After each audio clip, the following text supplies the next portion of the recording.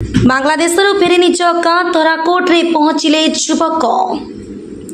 पड़ोशी राष्ट्र बांग्लादेश रे गत जुलाई मासरू आरंभ होइथिबा हिंसात्मक विक्षोभ थमिबार ना नेउ नाही। सबुठी अराजकतार स्पष्ट दृश्य पारी होई पड़ुछि। विशेषकर संख्यालघु हिंदू मानक उपरि निर्यातना आक्रमण और हत्या परि घटना बढ़ी चली।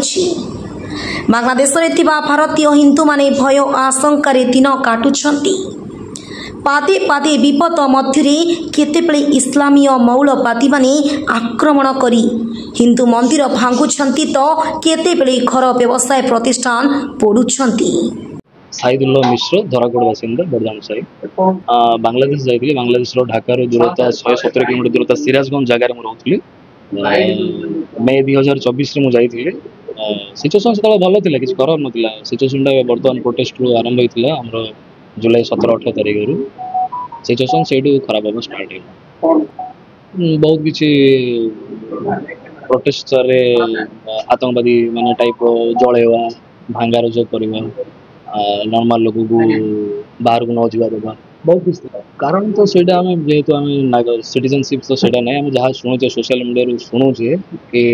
प्रोटेस्टा टे हाई होगा जेहेतु प्रोटेस्टा हाई लेवल जो पॉलिटिकल भी रही राजनीति व्यवस्थित करेक्ट से लॉ एंड ऑर्डर मिस होगा। लॉ एंड ऑर्डर जो ना तो आम से बाहर की चली आस ठीक बुझिलु। असुविधा माने बाहर को जीवा एलाउ नहीं। बाहर को जीवा स्ट्रिक्टली आम एडवाइस आसला एम्बासी तरफ बाहर को जीवनी मूवमेंट करनी आ खाया पीवा स्टोरेज कर 10 दिन 15 दिन मसे तो आम करूँ सरी आसला तो डिसीजन है कि आम एवैक्यूएट करदे पूरा टोटल आम पलैबा जहाँ जहाँ अच्छे आम पलैबा तो से डिसीजन ऑब्वियसली भय तो थिला ही ना भय तो थिला पारिवारिक बरस जेहेतु आम गोटे अपार्टमेंट थी खाली हिंदू इंटरनेशनल हिंदू ही थी इंडियन स्टाफ थी भय तो थिला ऑब्वियसली मोराल सपोर्ट थिला हम लैंड लेडी लैंड ओनर नाई आम प्री प्लान करूँ गैदरिंग होती 26 जन टोटाल इंडियन स्टाफ गैदरिंग हेलु सकाल 3टा बेलू आम बाहर 8टा गाड़ी में बाहर 26 जन बाहर की प्री प्लान करके आम आसलु इंडियन एम्बासी जनइलु आम जाऊँ पूरा सारा अवेलेबल अच्छे सोशल मीडिया से भय ही थिला पूरा पाखापाखि सामने तो आम तो मूवमेंट करूँ बाहर जाइनु by phone by news channel जहाँ आसला से आम देखी भय भी थिला मन भर हडल्स फिजिकाली किसी है फिजिकाली किसी जबरदस्त कुछ रहा 15 दिन 20 दिन कंप्रोमाइज बहुत कुछ कंप्रोमाइज करा पड़ा। इंटरनेट कनेक्टिविटी ना सोशल अवेलेबल ना टीवी न्यूज चैनल सी अलग टाइप रो खावा पीवा लिमिटेड है क्षीर आण 2 लीटर तो 2 दिन चलाया पड़ो 1 दिन चलाया पड़े बहुत किसी लिमिटेड थी कंप्रोमाइज ऑब्वियसली सत्यता अच्छी से खबर आ सत्यता अच्छी काम कर जगन्नाथ भरोसा रखु सब किसी ठीक हम देश देश कथा बुझे नॉर्मल सिटीजन हिसाब से आम जगन्नाथ खाली प्रार्थना कर भल संपर्क रक्षा करा उचित जेहेतु ह्यूमानिटी शो करा उचित ह्यूमानिटी रहा दरकार एलाक न हो बंद हो बहुत जल्दी बंद हो। देवेंद्र प्रसाद मिश्र बांग्लादेश सी गला 24 तारीख मे मस गला जीवा एवं रिसेंटली गला बेस दिन से लास्ट चाकरी कर भल भल था फोन कथबार्ता हो फोन इंटरनेट ये व्हाट्सएप गोटे मिनट कथा 100 टका कटिज व्हाट्सएप कथा डेली भल था हठात कौन से सिचुएसन बदलगला से कंट्री कौन असुविधा संपर्क भल तो शुणुवे आप बांग्लादेश फोन आसलानी फोन आसलानी फोन आसला टेंशन पड़ा टीवी सब देखिलु कौन चिंता पड़ा से कमी हठात आसो कमी स्ट्रगल कर से भितर बांग्लादेश से कि स्ट्रगल से गवर्नमेंट को जना ना इंडिया गवर्नमेंट को जना आम पिला कौन चाकरी तो करूँ पेट बसिया चाकरी मिल भयभूत थे ना भय ना डिपार्टमेंट जहाँ पाठ सरला शिखिदेलु चाकरी करेंगे फ्यूचर कौन करेंगे बोले यही तो चाकरी मिलूनी सी गला out of country company India company चाकरी भल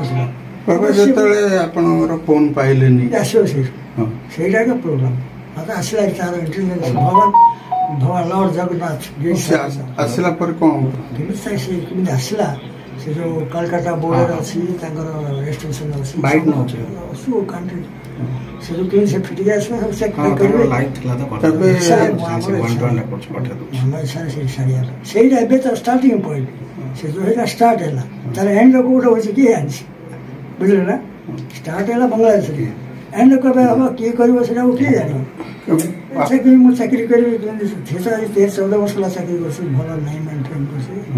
ସେ ଯିବି କହୁଛନ୍ତି ନାହିଁ ଯିବି ସେମିତି ତାର କନସେଣ୍ଟ ଜଣାପଡ଼ୁନି କହିବ ସେ କିଛି ଏକ୍ସପ୍ଲୋର କରୁନି ଘରକୁ ଫେରିଲେ ଭଲ ଅଛି ପଳାଇଲା କେତେ ଖୁସି ଅଛନ୍ତି ଆପଣ ଖୁସି ନାହିଁ ବହୁତ ଖୁସି 100% ଖୁସି 200% ଖୁସି ସମସ୍ତେ ଖୁସି ଆମ ଝିଅମାନେ ଘର ଖୁସି ହେବାନି ସେଠୁ ହଣା କାଟି ଦେଉଛନ୍ତି ବିଚାର କିଛି ନାହିଁ ଶୁଣିବେନି ସେମାନେ ଏମିତି ଅରାଜକତା ହେଲାଣି ଏଇଟା କରିଯିବ ହୃଦାନନ୍ଦ ଜେନା ମୋ ଘର ଧରାକୋଟ ଏଇଠିର ଯେଉଁ ଅବସ୍ଥା କିଭଳି ଥିଲା ଦେଖନ୍ତୁ ଆମର ପଡ଼ୋଶୀ ରାଷ୍ଟ୍ର ବାଂଲାଦେଶରେ ଯେଉଁ ମୌଳବାଦୀ ମୁସଲମାନ ମାନେ ହିନ୍ଦୁମାନଙ୍କ ଉପରେ ଯେଉଁ ମାନେ ଅକଥନୀୟ ଅତ୍ୟାଚାର ଆଉ ଆକ୍ରମଣ ବିଭିନ୍ନ ଦୋକାନ ପୋଡ଼ାଜଳା ଯେଉଁ ହିଂସାତ୍ମକ କାର୍ଯ୍ୟକଳାପ ସେ ଦେଶରେ ଚାଲିଛି ଆମ ଗାଁର ଧରାକୋଟର ମାନେ ଆମର ପଡ଼ୋଶୀ କହିଲେ ଅତ୍ୟୁକ୍ତି ହେବନି ଗୋଟେ ଚାରିଘର ଛାଡ଼ିକି ଆମ ଗାଁର ଗୋଟେ ସାନ ଭାଇ ସାଇଦୁଲ୍ଲହ ମିଶ୍ର ଯିଏକି ଗୋଟେ